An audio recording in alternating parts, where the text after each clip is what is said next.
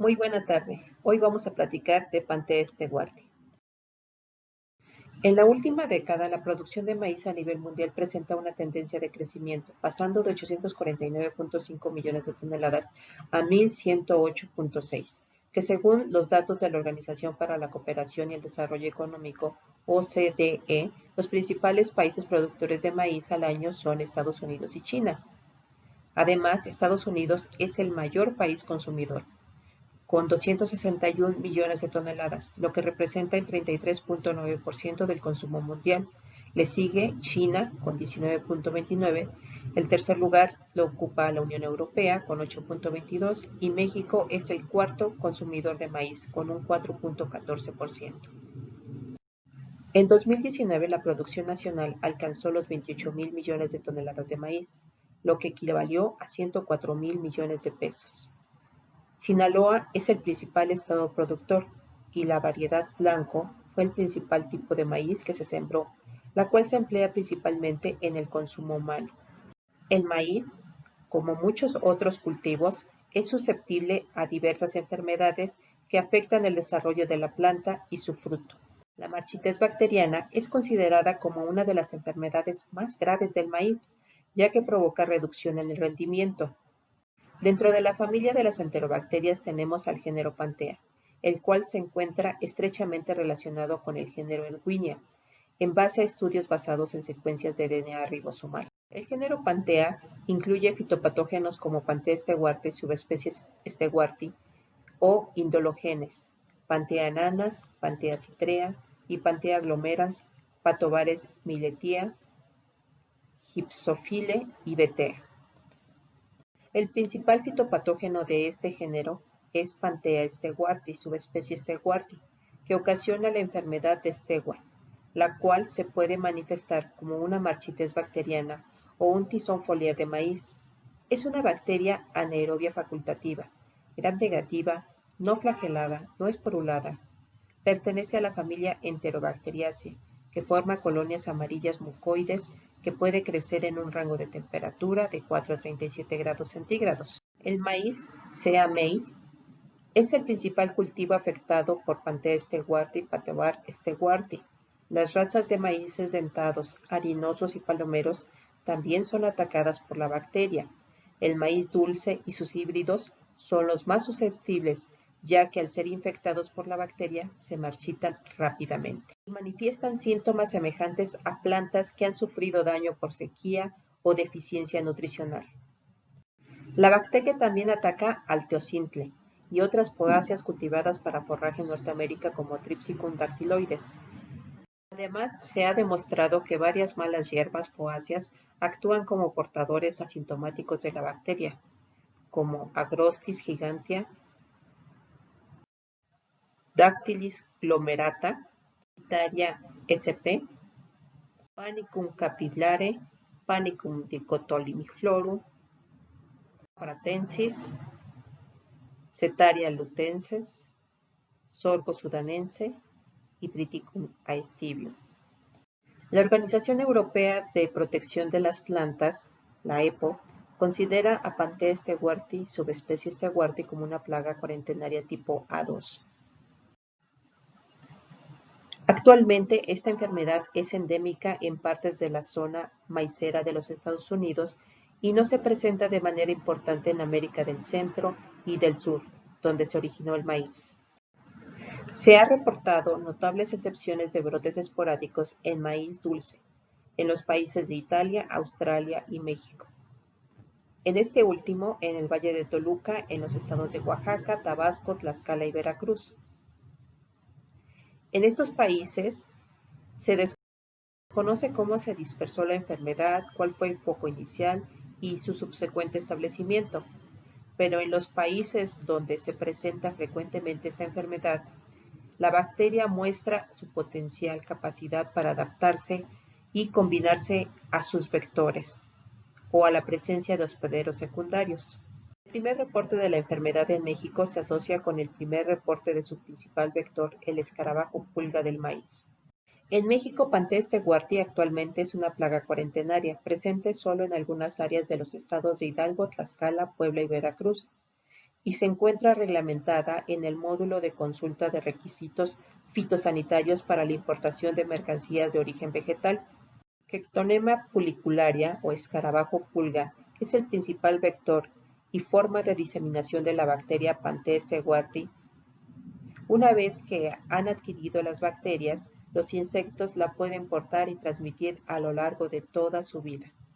Otros vectores de menor importancia son Diabrotica undecepugnata, Quectonema denticulata, larvas de Delia plautura, Agriotes mancus, Filophaga sp. y larvas de Diabrotica longicornis. La Organización Europea para la Protección de Plantas menciona que los insectos vectores solo diseminan la enfermedad a distancias bastante cortas.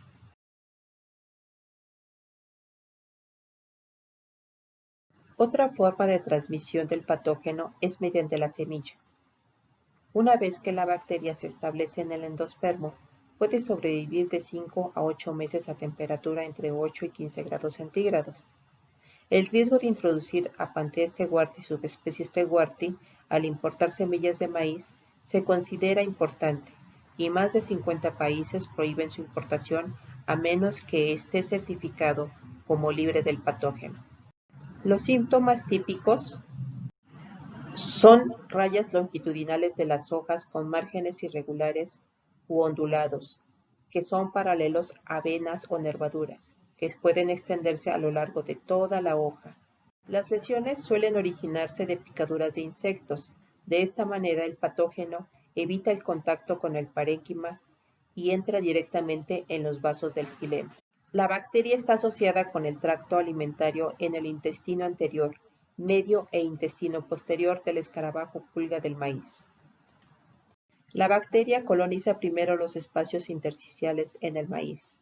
En los tejidos foliares puede provocar el desarrollo de lesiones empapadas de agua, o water soft. Estas lesiones de color amarillo pálido a verde se vuelven marrones con la progresión de la enfermedad, que resulta en la aparición del tizón en la hoja. Panthea stewarti subespecie stewarti también es capaz de colonizar el sistema vascular de las plantas hospederas, es decir, realizar una infección del tipo sistémico, causando necrosis y marchitamiento al obstruir el flujo libre del agua en el xilema del huésped. Plántulas tempranas de maíz susceptible, que son infectadas, se ven gravemente afectadas en su crecimiento. Dos ciclos principales de Panthea stewarti subespecie stewarti se describen en relación con el insecto vector. Un primer ciclo, el más dañino, ya que conduce a infecciones tempranas, ocurre cuando el invierno.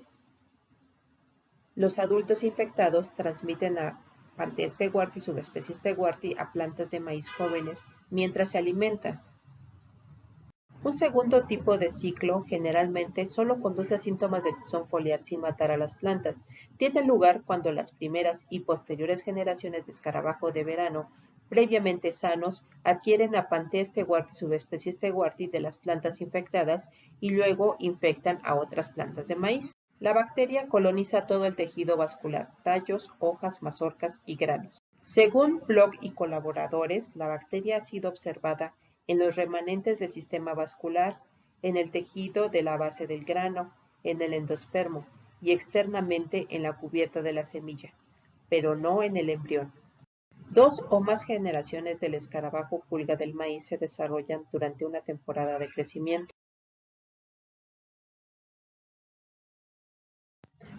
La última generación de escarabajos de la temporada adquiere a Panthea stewarti subespecie stewarti de plantas infectadas y se convierte en la población que hiberna. La bacteria puede también hibernar en suelo, estiércol y tallos de maíz. Existe un método de predicción de la enfermedad en donde se contempla las temperaturas promedio de los meses de diciembre, enero y febrero. Si es inferior al intervalo de 20 a 24 grados centígrados, se pronostica una baja ocurrencia e intensidad de las infecciones causadas por Panthea stewarti. Pero si la suma de las temperaturas promedio para estos 3 meses es de 32 a 38 grados centígrados, es probable que las infecciones sean severas, ya que hay una mayor sobrevivencia de los vectores. Ahora platiquemos sobre los efectores que posee esta bacteria para poder desarrollar esta sintomatología. El principal mecanismo es el exopolisacárido llamado Sterwart, el cual consiste de 7 monosacáridos repetidos que contienen glucosa, galactosa y ácido glucurónico, en una proporción 4:2:1, el cual proporciona una barrera de protección contra los factores de defensa de la planta hospedera y contribuye parcialmente a la inducción de los síntomas tempranos de la enfermedad. El exopolisacárido es requerido para la formación del biofilm y el rápido movimiento sistémico en la planta. Las cepas deficientes de este exopolisacárido crecen y se dispersan más lentamente en los tejidos vasculares del hospedero.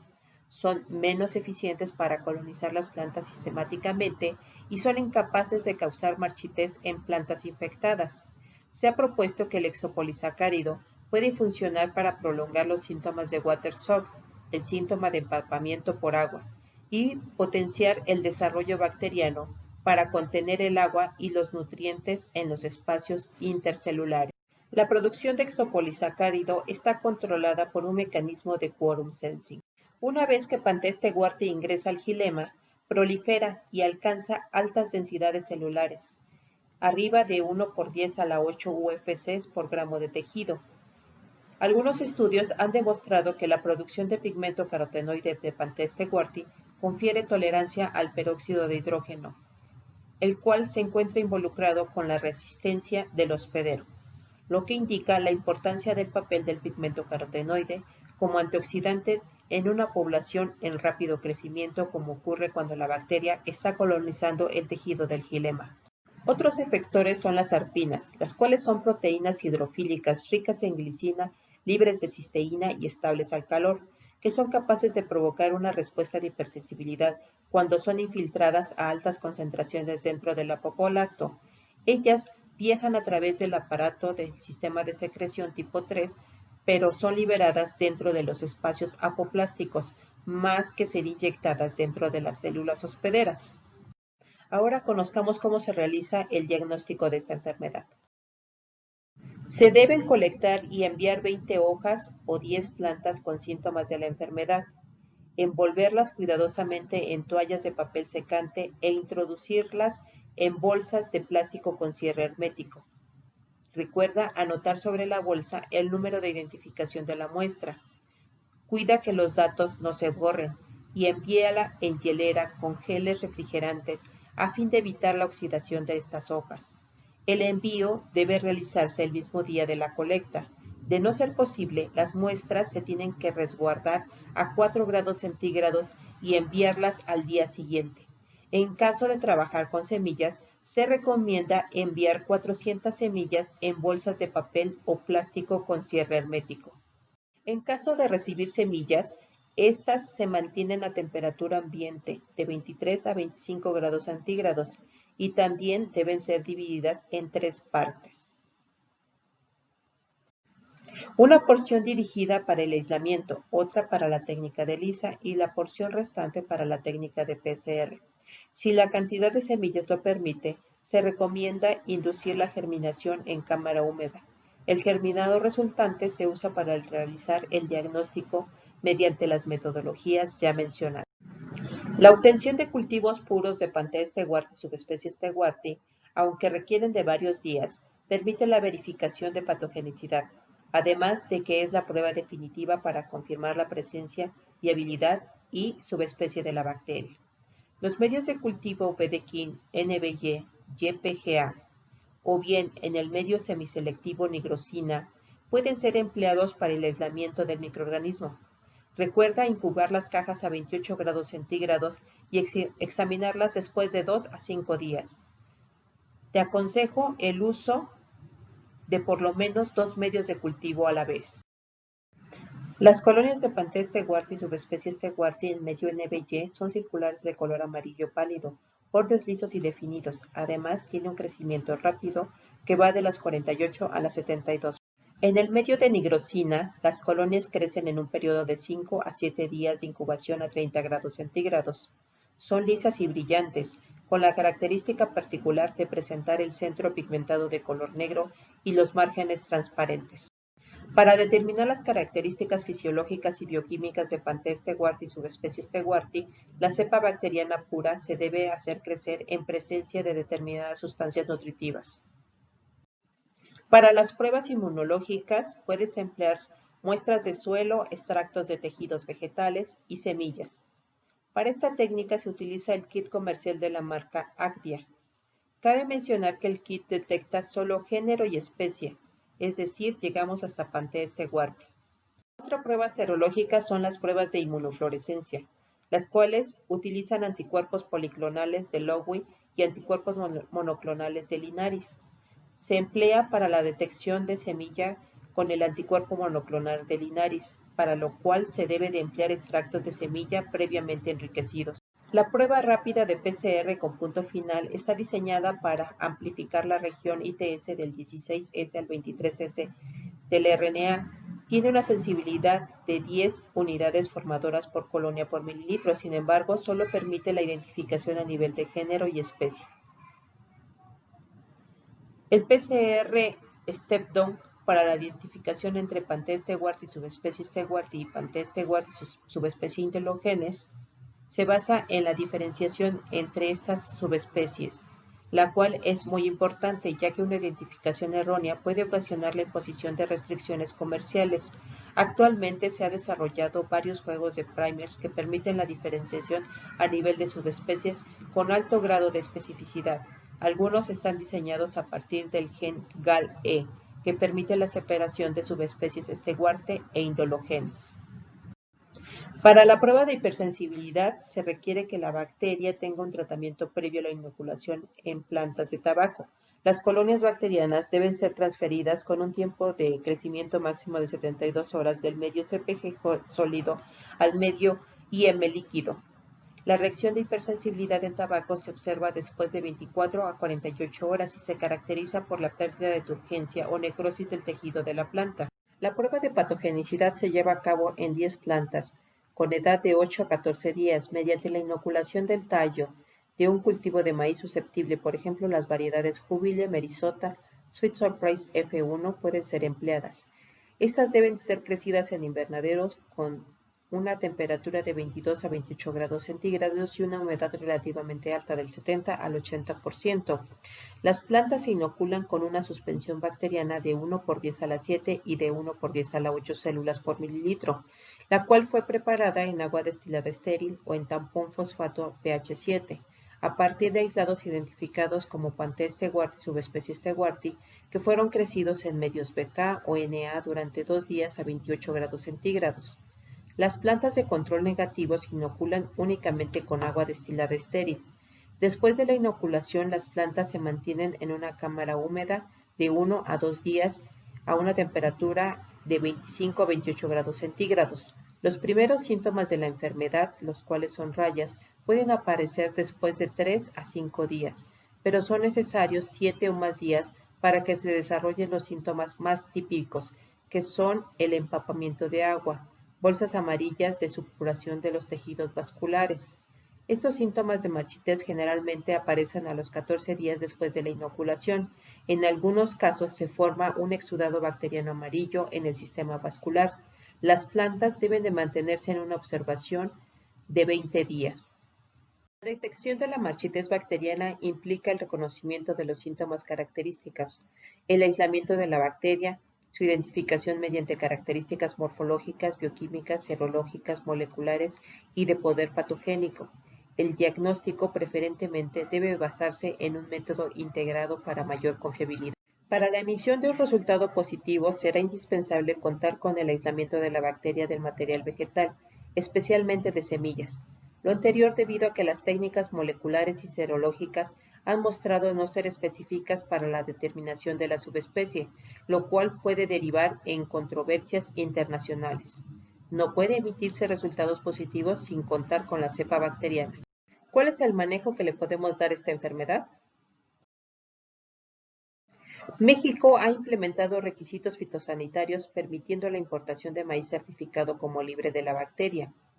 Existe la norma oficial mexicana, NOM 018 Fito 1995, para la que se establece la cuarentena exterior para prevenir la introducción de plagas del maíz.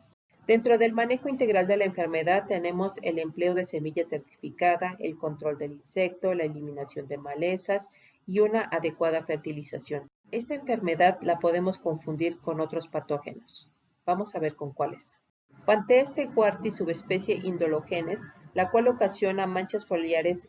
En maíz se observan rayas verde pálido, amarillo o gris, con márgenes irregulares u ondulados, que corren a lo largo de las hojas, una sintomatología idéntica a la producida por la especie steguarti. Además, también se asocia al escarabajo pulga del maíz como su principal vector. Otra es la infección causada por la Chiganensis subespecie nebraskensis, la cual provoca síntomas parecidos a la enfermedad de Stewart, con lesiones de aspecto húmedo paralelas a la nervadura en las hojas de color verde intenso a negro. Deficiencias de potasio y de zinc provocan síntomas de hojas rayadas que pueden ser confundidas con las causadas por esta bacteria. La sequía también puede ser confundida con la enfermedad de Stewart. Otra enfermedad es la causada por Pantea nanatis, la cual causa unas manchas blancas, clorosis y necrosis con pérdidas en los cultivos de maíz. Muchas gracias por tu atención. Nos vemos pronto.